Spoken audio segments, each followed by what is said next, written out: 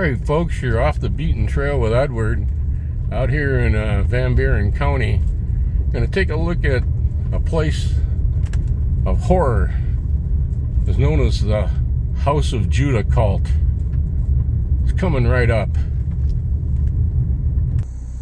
Alright folks, right here is the driveway leading back into the woods where the House of Judah compound was at, where the murder took place, possibly others. On either side of this driveway used to be quite a gate with a cornice over the top and so forth.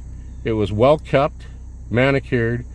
Back behind those trees is the compound made up of trailers and a couple of dwellings, all painted blue by command of their self-appointed prophet. Talk about that in a second. Be right back with you.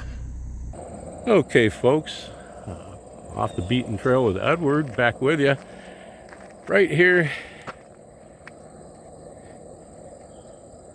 just about 1/8 of a mile from the entrance to the camp. And the last time I was here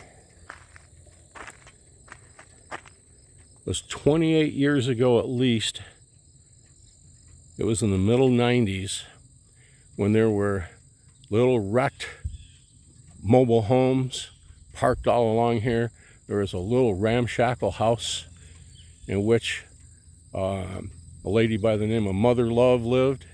It was fixed up good for her, but it was an old house and she was a very old lady. Her son Oscar lived right next door in a mobile home. There was a couple of work sheds and stuff all around, and it led straight back to the tree line. With right behind those trees are all the blue painted trailers and those couple of homes of the cult. Take a little bit closer look. I can't get back in there. I wish I could, but we'll take a little different angle here. Okay folks, this is a much better vantage point.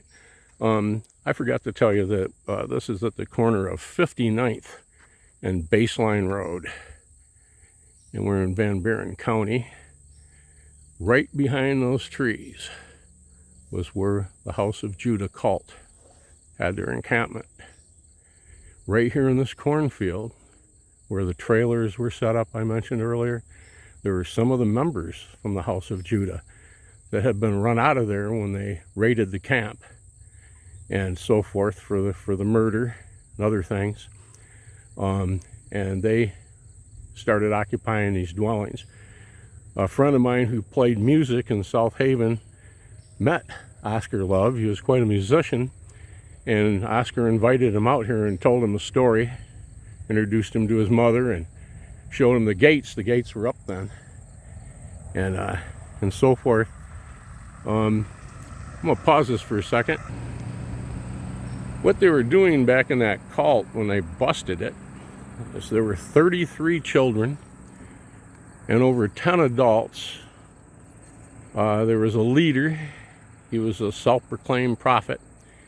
He had a club that he used to punish his followers for the least little thing, spilling your milk at the table, not learning a verse or something like that, and he'd beat them. And it went on and on. And Oscar and his mother and so forth, they could hear the screams back there, and they finally called the authorities, and they went back there. But on the 1st of July of 1983 is when a young man we'll talk about in a second, he was murdered back here. He was beaten to death. And the stick that they named, that the prophet would use, they called it Big Mac. And Oscar had been beaten by Big Mac. He was back there trying to help out, and that man took that stick to him. He never went back there again. But thank God the authorities busted the place, and that was that. Talk about that in a second. Be right back with you. Okay folks, right here is the entrance again. I showed you earlier to the cult the House of Judah. Its leader, its self-proclaimed prophet, William A. Lewis.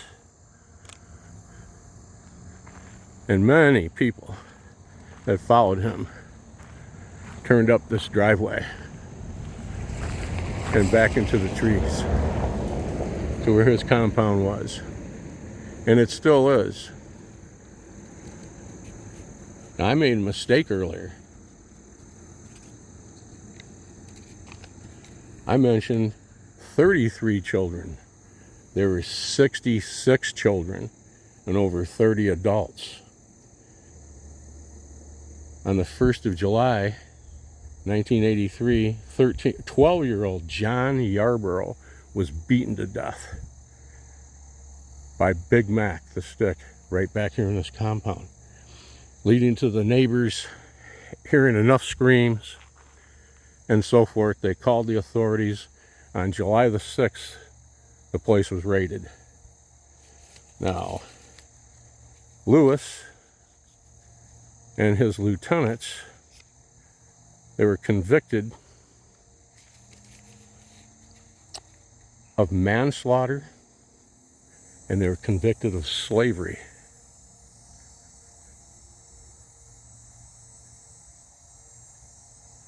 Now, there is very little more written about it. I've given you the highlights, other than that someone has purchased all this property, and you can see the colors are starting to change here, early October, and all those trailers and down where Oscar Love and his mother lived and all of that has been razed, and there's nothing left, no sign of it, and the fields are planted with corn. But behind those trees is where a really, really terrible, tragic story happened. Oscar told me and others that there were probably easily more that had perished back there, that they thought twice over the couple of years they smelt something cooking back there, and it wasn't steaks. It was something that was really bad, and the other neighbors, the neighboring farms just down the end of the street here, past those yellow signs, and at this four corners here, this T right here, up and to the left, they all smelt it too. Of course, Oscar and his mother lived right there, and they didn't know. They told the authorities, and the authorities checked and checked, and they didn't find anything that would lead to somebody being cremated back there. But whatever they were burning, they were cooking something, but it led to nothing. But there it is. The famous, infamous House of Judah site. Thank you for being with me here today. And if you like this video, please give me a thumbs up, and I appreciate that. And hit the notification button. It's beautiful out here. Really nice weather. Low 70s. And subscribe. The trees are going to be changing in the next week or 10 days. We should have some really good fall color tour for you coming up. The old covered bridge in Centerville, and the Culbertson Cemetery, famous in Ripley's, believe it or not. We're going to check it out. Have a great day.